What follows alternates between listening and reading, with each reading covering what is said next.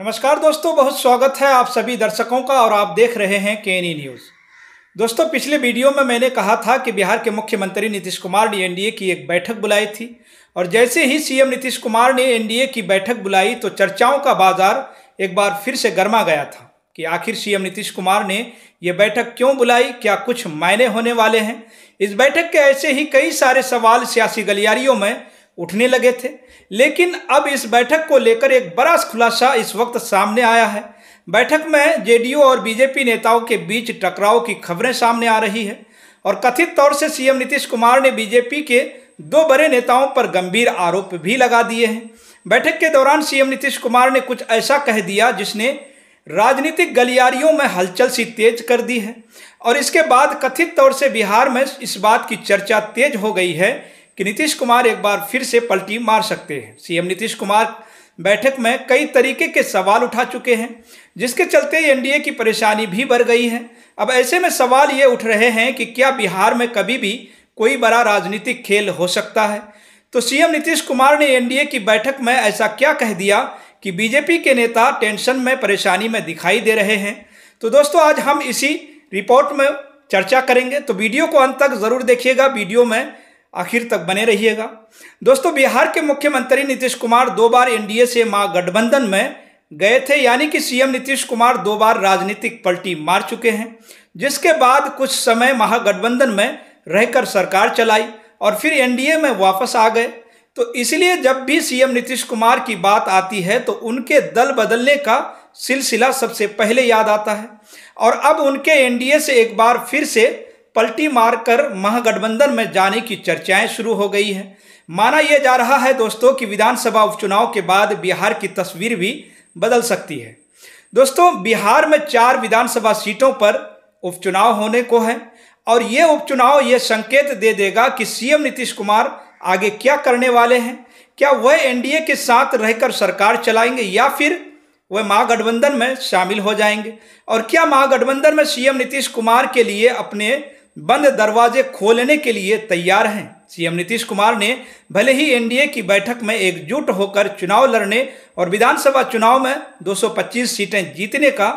Target लिया हो, लेकिन चाहे वह कितनी बार भी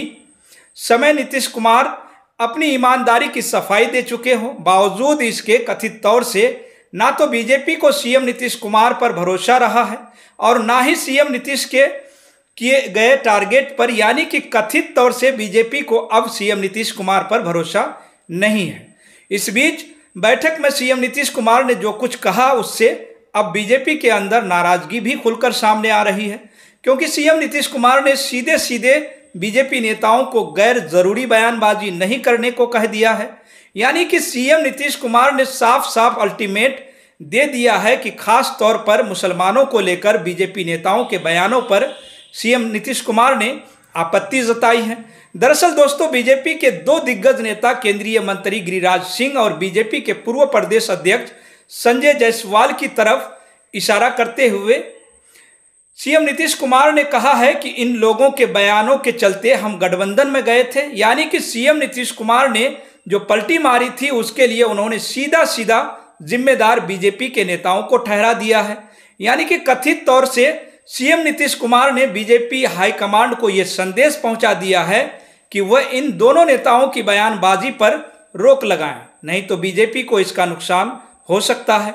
अब खास तौर पर केंद्रीय मंत्री गिरिराज सिंह के बयानों को लेकर सीएम नीतीश कुमार ने ऐसा कहा है कि आपको शायद याद होगा कि सीएम नीतीश कुमार ने 2022 में एनडीए छोड़ा था और उस समय जब उन्होंने एनडीए छोड़ा था तब संजय जायसवाल ही बीजेपी के प्रदेश अध्यक्ष हुआ करते थे, लेकिन अब वह प्रदेश अध्यक्ष पद से हटाए जा चुके हैं, जिसके बाद सीएम नीतीश कुमार के इस बयान को सीधे सीधे केंद्रीय मंत्री गिरिराज सिंह के खिलाफ बताया जा रहा है। अब दोस्तों, ये भी आपको बता दें कि गिरिराज सिंह पहले की तरह इस बार भी केंद्र सरकार में मंत्री बनाए गए हैं। केंद्रीय मंत्री गिरिराज सिंह ने हाल ही में बिहार के सीमांचल एरिया में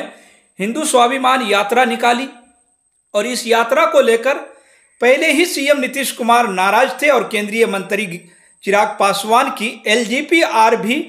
नाराज थी, जिसके बाद सीएम नीतीश कुमार और जेडीयू के नेता खुलकर इस यात्रा का विरोध कर रहे थे और इसके बाद बीजेपी के प्रदेश अध्यक्ष का बयान भी सामने आया था, जिसमें उन्होंने कहा था कि यह गिरिराज सिंह की निजी यात्रा है। लेकिन इस यात्रा में जो बयान केंद्रीय मंत्री गिरिराज सिंह और बीजेपी के दूसरे नेताओं और सांसदों ने दिए थे, उससे आप जेडीयू नाराज बताई जा रही है। कथित तौर से सीएम नीतीश कुमार के दबाव में बीजेपी ने गिरिराज सिंह की यात्रा को उनकी निजी यात्रा तो जरूर बता दिया था। जिस तरह से बीजेपी के सांसद और विधायक ने इस यात्रा में हिस्सा लिया और जनता के बीच पहुंचकर बात की, उससे जनता के बीच साफ साफ मैसेज गया कि केंद्रीय मंत्री गिरिराज सिंह की यात्रा उनकी निजी यात्रा नहीं बल्कि पूरी पार्टी का इसे समर्थन मिला। जबकि अगर बीजेपी इस यात्रा के खिलाफ थी या बीजेपी इस यात्रा का समर्थन नहीं कर रही थी तो बीजेपी की तरफ से केंद्रीय मंत्री गिरिराज सिंह को ये यात्रा निकालने से रोका भी जा सकता था। और अगर केंद्रीय मंत्री गिरिराज सिंह ये यात्रा निकाल भी रहे थे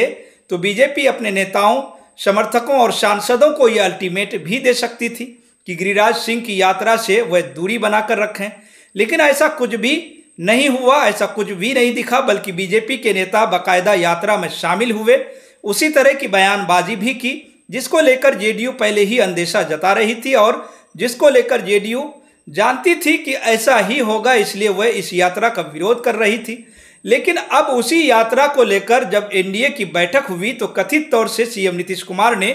बीजेपी हाईकमांड को साफ कर दिया है कि गिरिराज सिंह की जो यात्रा निकाली गई थी उससे गठबंधन में दूरियां आ गई हैं। जिसके बाद कहा जाने लगा कि अगर बीजेपी ने इस पर ध्यान नहीं दिया तो जेडीयू एक बार फिर एनडीए छोड़ सकती है। तो सीएम नीतीश कुमार केंद्रीय मंत्री गिरिराज सिंह से सिर्फ नाराज ही नहीं है बल्कि अब खुलकर अपनी नाराजगी का इजहार भी कर रहे हैं। इसलिए एनडीए की जो बैठक हुई थी उसमें केंद्रीय मंत्री गिरिराज सिंह को पहली कतार की जगह पीछे की कतार में जगह दी गई। इससे न सिर्फ मुसलमानों का ध्यान अपनी तरफ खींचा गया बल्कि अपनी सेकुलर राजनीति को चमकाने की भी कोशिश की। दरअसल अब इस बार मुस्लिम मत पूरी तरह से इंडिया गठबंधन के साथ जाते हुए इस वक्त दिखाई दे रहे हैं, जिसकी झलक लोकसभा चुनाव में देखने को भी मिली थी। और इसलिए सीएम नीतीश कुमार अब मुस्लिम आबादी पर फोकस कर रहे हैं क्योंकि बिहार में मुस्लिम आबादी 17% है और सीएम नीतीश कुमार को इस बात का एहसास है कि अगर ये वोट एक होकर इंडिया गठबंधन के साथ चला गया तो वो फिर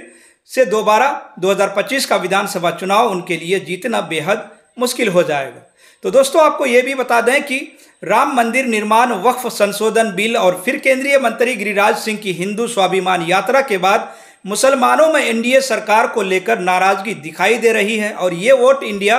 गठबंधन के पाले में एकजुट होता हुआ इस वक्त दिखाई भी दे रहा है। तो दोस्तों सीएम नीतीश कुमार ने बीजेपी को यह भी संदेश दे दिया है कि वह मुसलमानों के खिलाफ किसी तरह का बयान न दे, साथ ही मुसलमानों के पक्ष में और उनके फायदे के लिए क्या काम कर सकते हैं और क्या काम किए जाएंगे इसका प्रचार भी करें। साथ ही अगर बीजेपी के नेता ये काम नहीं करते हैं या फिर सीएम नीतीश कुमार की बात नहीं मानते हैं तो आगे जो भी होगा उसके लिए बीजेपी खुद जिम्मेदार मानी जाएगी।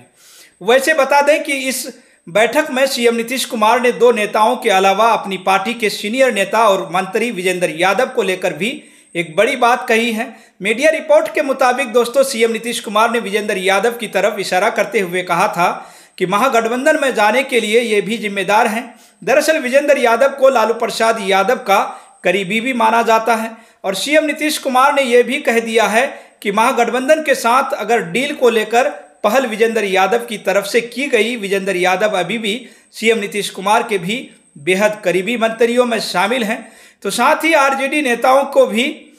करीबी बताए जाते हैं। यानी कि कथित तौर से सीएम नीतीश कुमार ने एक तरह से बीजेपी और आरजेडी दोनों को ही बड़ा मैसेज दे दिया है। पहला मैसेज बीजेपी को कि अगर उसने अपने नेताओं की बयानबाजी पर रोक नहीं लगाई तो वो एक बार फिर से कथित तौर से पलटी मार सकते हैं, और दूसरा मैसेज दिया है आरजेडी को कि अगर उनके लिए महागठबंधन वापसी के दरवाजे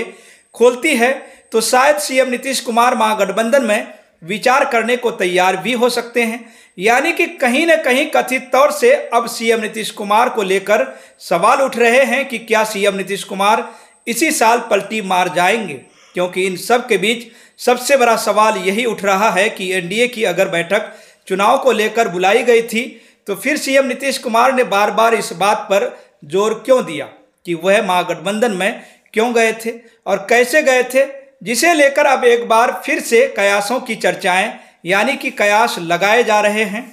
कि सीएम नीतीश कुमार शायद फिर से पलटी मार सकते हैं। फिलहाल के लिए दोस्तों इस रिपोर्ट में बस इतना ही। आप इस पूरी रिपोर्ट को लेकर क्या सोचते हैं, आपकी क्या राय है? आपकी जो भी राय हो आप अपनी राय हमारे कमेंट बॉक्स में ज़रूर बताएं।